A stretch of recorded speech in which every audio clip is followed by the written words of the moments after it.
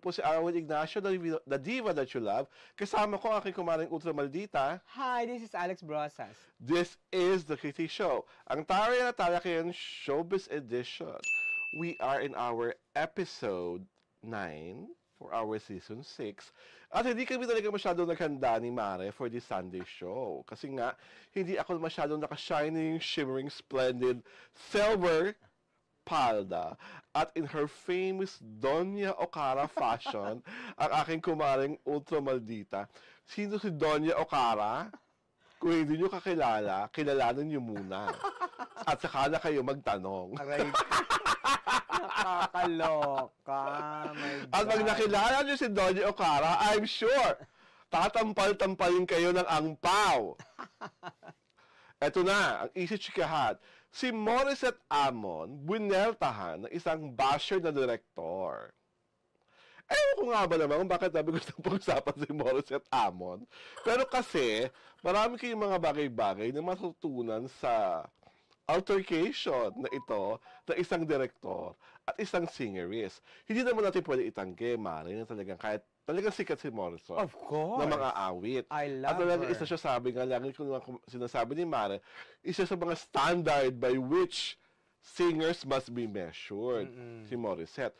So, hindi ko alam, hindi naman ata pinangalanan. Pakikwento nga, Mari, ano ba itong kaguluhan na ito? May isang director na nag-rant yata sa Facebook, I don't know where. Ngayon, parang... He was ranting because of a singer's lackluster performance. Parang it's a corporate show. Okay. Where she has to sing 3 to 5 songs yata. Ganun, hindi ko alam. Okay. I'm not very particular about that. Ngayon, tawag dito, obviously daw, ay walang ganang kumanta yung singer. Yung singerist. Oo. Okay. Parang, kumbaga parang hindi niya kinarir. Parang, it's so unbecoming of her. Parang hindi siya ganun talaga. Oo. Parang surprisingly, she wasn't in her element. Kasi biritera tong singer eh. Parang she diba? wasn't at part of the usual na ina-expect sa kanya. Oo, kasi when you see her on TV, talagang bigay todo, talagang lalabanan kanya, biritan kung biritan, di ba? Ganun ang drama niya. But this director never identified who the singer is. Meron kasing catch. May May word na catchphrase. Phoenix. Oh! Kasi yung Phoenix, exclusive title yan ni Ni Morissette. Ni Morissette. Oo. So, even without the name Morissette, people thought he is referring to Her. Morissette. Kasi Phoenix di ba? Parang 'di ba si Nightingale, si Songbird si Regine. Songbird si Regine, 'di ba? O ganon. Very distinct yung yung description. Phoenix, 'di ba? Ganun lang, one-liner. So si Morissette nag-react. Oo, parang may mahaba siyang paliwanag. mahaba siyang paliwanag. She was under the weather during the show. That she wanted to cancel it na nga. Diba? Kasi nga alam niya, she will not give be able to give justice. An A-list performance, diba? Parang ganon. So, she was aware na talagang, siya, hindi siya talaga She was not up to it. magaling. Diba? Doon sa corporate show na yon. Pero tinuloy niya pa rin. The show must go on. Sabi niya, the show must go on. Tapos, ang niya is, she usually drives for herself during events, performances, ganon. Pero since she's under the weather, nagpa-drive siya doon sa jowa niya. Sa husband niya. So, inano siya.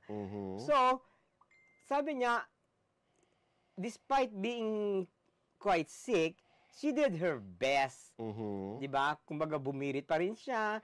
Pero hindi siguro, obviously, hindi at par dun sa mga birit niya Yung mga nakasanayan na. Oo, na birit. Diba? So, ang sabi naman niya, parang applauded naman siya. Diba? Diba, yung mga staff applauded her for getting through the set kahit na she was in a bad shape. Oo, di ba? Kaya nagtataka siya kung bakit nagka-issue. Di ba? She was so surprised na nagkaroon ng issue Kasi sinasabi na niya, my conscience is clear, I have high standards for myself, especially when it comes to my craft. But I knew then that there wasn't really that much I could do because I'm still a human being, di ba? Okay. Oo, ganon. Parang how do you call it, may ano dun may term dun parang human, human failure, human frailty. Oo, frailty, ayun, that's a word. Di ba? It's human frailty, di ba? Ganun talaga yun. It happens, di ba? It happens to the best person. True. Well, ang pinakamagandang aral lang siguro makukuha nating lahat dyan is that una, talagang dapat lahat ng tao, lalo na ang mga singer na talento ang kanilang puhunan para sa kanilang mga sarili, pangalagaan ng pangangatawan. Oh, pero hindi mo rin masasabi kasi. You look at many years ago, si Regine, magko-concert naman ng boses. Pero tuloy pa rin ang lola natin. Hindi na tinuloy. Tawag dito, pina-refund. Tapos kung gusto niyo panoorin, I will do a second Di ba? Yung some other day. Kasi nga, wala siyang boses. Di ba? Well, I do not know kasi who the director is and where he is coming from. Pero sana... Sabi nga ni Morissette, I don't even know him. Sabi niya. Sa akin na lang, sana po kung meron pala kayong ganong disgruntle, hindi nyo na lang po isinulat sa social media at tinawagan or nag-email na lang kayo sa pamunaan ni Morissette na you were disappointed. At saka ito, kasi po ang dating sa akin talaga siniraan mo si Morissette. Oo. Tsaka hindi. Tapang-tapangan School of Acting. Hindi pinangalan si Morissette pero nagbigay ng clue Phoenix. Di ba lagi namang ganyan? Tapos, ang katsipan pa, dinilit ang posts. Di ba parang, Nung napagtanto niyang may damage siyang magagawa, ninervyos, kinabahan. Na-realize na, what if mawala ng project si Morissette because of my post, di ba? Pwede siyang madimanda. At saka kasi may connectivity silang dalawa. Director yun Di ba?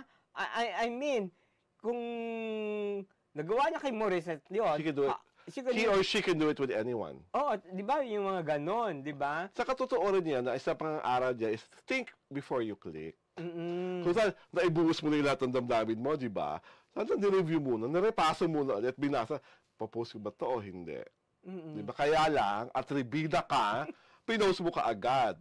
Tapos duwag-duwagan ka naman pala. Binura mo. Diba? Hindi mo ba kayang pangatawanan? Diba? You walk your talk. At nakakaloka na pa, ka palalo kay Mori. Hinabi niya, hindi kanya kilala. I don't even know this guy. Sabi niya ganun. At sa totoo lang, I've watched Mori live. Nakatrabaho ko po siya. Nag-PR po ako ng isang concert niya dati. At lahat po ng sinasabi mong yan, pwede kong pasinungalingan. Morissette always comes prepared. Magiliw sa press. Walang ka-ere-ere. Walang ka-arte-arte. At pag-performance, birit. Hataw. More than birit, more than hataw, world class. Diba? Talagang naabot niya ang pagiging Morissette via blood, sweat, and tears. At kahit ano pang ibato niyo sa kanya, o ipukol niyo sa kanyang intriga, the phoenix will always rise. Because number one, she has talent. And number two, may fans. Sangrekwa. Diba? The fact na kinuha siya sa corporate show mo, directed by, ibig sabihin, mga fans sila ni Morissette. At sabi nga ni Morissette, kung ang audience nga nung show, nag-upload after her number, na alam namang hirap na hirap siya, ikaw niyo mo na-appreciate. Tsaka, iba rin. Tsaka, di ba, kasi, when you, kasi ano na siya ang tawag dito, decided na siya, na parang ang dating sa akin na parang sinadya, when he could have asked, ano nangyari? Di ba? Uy, bakit ganun ang performance niya? Di ba? Parang walang show of concern. Deliberate. Bakit hindi ba siya dating ganyan? Di ba? Ngayon, kung may napagtunangan siya at sinabi may sakit, ay, kaya pala. Di ba dapat ganon? May sense of discernment ka, hindi basta-basta, pak! Arya ka na lang. Umarya ka, binura mo naman. Laban, bawi-bawi. Di ba parang, ha? My God. Sex bomb girl ka ba? Diba nakakaloka? Diba? Ay, naku, Mori. We love you and we look forward to hear more of your songs. Ito po si Arwen Ignacio, to People That You Love. Kasama ko, aking kumaring Utso Maldita. Hi, this is Alex Brosas. This is The Kitty Show, ang Tarya na Talakayan Showbiz Edition.